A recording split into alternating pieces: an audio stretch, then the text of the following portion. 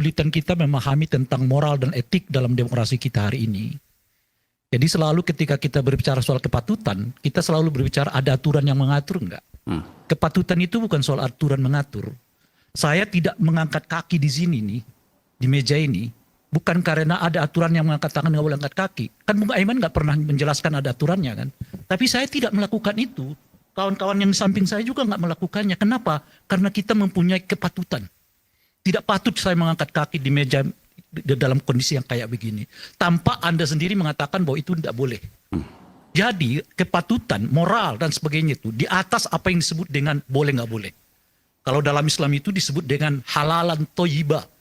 Jadi bukan soal halal haram saja, tapi soal toyib, bagus apa enggak bagus. Nah di kita kehilangan tuh yang namakan bagus nggak bagus, patut nggak patut, etik atau tidak etik, moral atau tidak moral, selalu acuannya kepada boleh. Jadi pendapat Anda bahwa presiden atau mantan presiden harusnya nggak usah ikut-ikutan Ya, pilkada? Tinggal Anda mau di level mana. Kalau Anda mau berbicara di level aturan itu ya memang dibolehkan, tidak ada masalah. Tapi kalau Anda mau berbicara tentang moral itu tadi, gimana ya menurut saya ya. Orang yang digadang-gadang akan menjadi calon sekjen PKB, PBB gitu, lalu tiba-tiba urusannya soal kota Solo, urusannya soal kota Jawa Tengah, urusannya soal kota Jakarta gitu.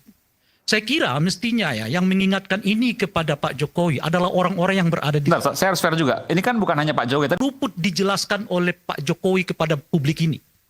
Bahwa persoalan di dalam bernegara dan berdemokrasi itu nggak melulu soal boleh nggak boleh dalam konteks aturan. Tapi baik atau tidak baik dalam konteks berbangsa dan bernegara. Apakah dinasti politik itu boleh? Boleh. Udah dinyatakan oleh MK.